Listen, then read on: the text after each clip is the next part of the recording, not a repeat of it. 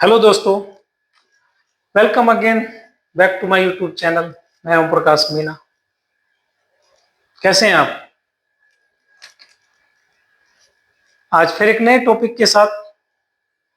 आज हम एक ऐसे टॉपिक पर बात करेंगे जो हिंदुस्तान के किसानों के लिए विशेष तौर से बनाया जाता है।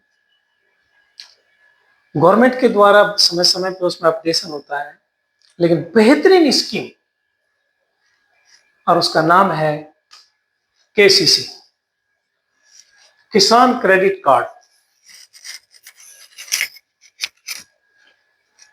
ऐसी स्थिति में जब लोगों को डेली रूटीन की चीजों के खरीदने के लिए पैसे की जरूरत होती है, तो किसान की स्थिति रहती है कि उसकी फसल 6 महीने में और साल भर में आती है, तो उसे भी तो नीड है।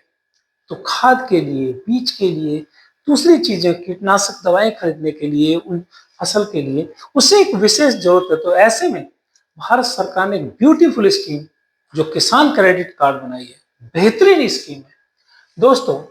इसे कोई भी किसान ले सकता है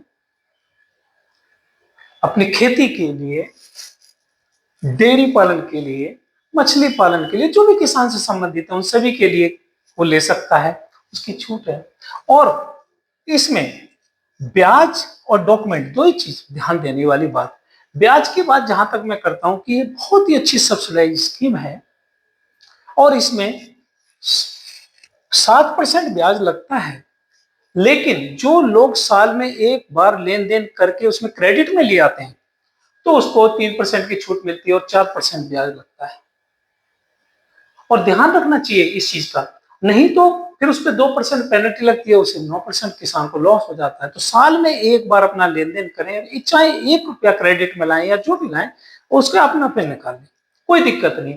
और डॉक्यूमेंट में जहां तक सवाल है, किसान के पास बहुत कम डॉक्यूमेंट होते हैं, जरूरत भी इसमें बहुत कम डॉक्यूमेंट है। पैन कार्ड, आधार कार्ड, आपका केवाईसी डॉक्यूमेंट, और साथ में खसरा खतौनी जिसमें आपकी लैंड का रिकॉर्ड होता है, जमीन का रिकॉर्ड होता है। पूरे देश में हर डिस्ट्रिक्ट वाइज स्केल बने हुए हैं, जितना स्केल पे जितनी लैंड है स्केल से मल्टीप्लाई करके और उसको आपको दे दिए जाते हैं, उसे करने।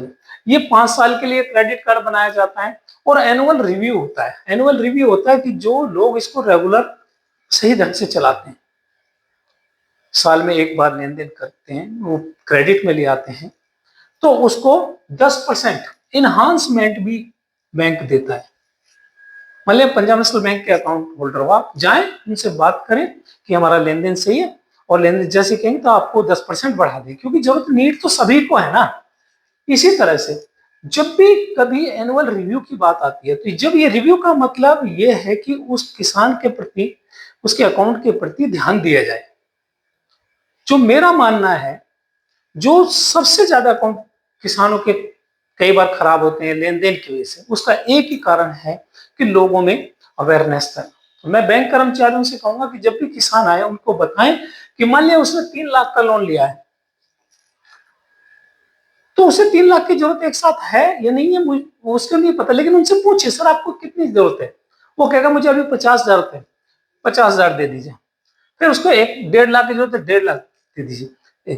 फिर कभी साल 6 महीने बाद से जरूरत है, तो लाख 1 लाख रुपए, मतलब 3 लाख रुपए तक वो निकाल सकता है। लेकिन आप ये देखिए कि अगर वो 3 लाख रुपए सीधे ही लेके सेविंग अकाउंट में डाल ले, उसे जरूरत है नहीं, तो उसमें पूरा ब्याज लगेगा, पूरे साल का ब्याज लगेगा, साथ के 21,000 रुपए नॉर्मल ब्याज लगेगा। ऐसी स्थिति से बचने के लिए उनको समझाएं कि जब जरूरत है तब पैसा निकालें। और ऐसी स्थिति में मान लिया उस पर फसल के बेच के कहीं से 50,000 रुपये आया है, या 10,000 रुपये आया है, या 5,000 रुपये आया है, तो आप उस लोन अकाउंट में ही डायरेक्ट जमा करें, कितनी भी बार निकालें और जमा करें, उसमें कोई दिक्कत नहीं है। और आपको समय समय पे जब 50 निकालेंगे तो 50 का ब्याज लगेगा, इतना निकाल 1.5 लाख रुपए निकाल तो 50 पहला, 1.5 लाख रुपए जब जमा उस पर ब्याज लगेगा। तो इस तरह से अलग अलग टाइम पे ब्याज लगेगा, तो कम जरूरत के हिसाब से लीजिए। आप जरूरत है तो लीजिए, कोई बात नहीं, लेकिन आप ध्यान रखें। और क्रेडिट में जो भी पैसा है उसमें जमा करें और इसी में लेन देन करें। आप देखेंगे कि आपको 21,000 रुपए से कम ब्याज, जरूरत के हिसाब से आप ब्याज लगेगा। तो इसलिए मेरे दोस्तों, मैं किसानों से भी कहूंगा और बैंक कर्मचारियों से भी कहूंगा कि कृपया करके लोगों को स्कीम भी बताएं, कैसे ले सकते हो, और उसमें लेन देन का जो प्रोसेस है उसे बताएं, उससे किसानों का बहुत भला होगा। ठीक है, thank you. Best of luck.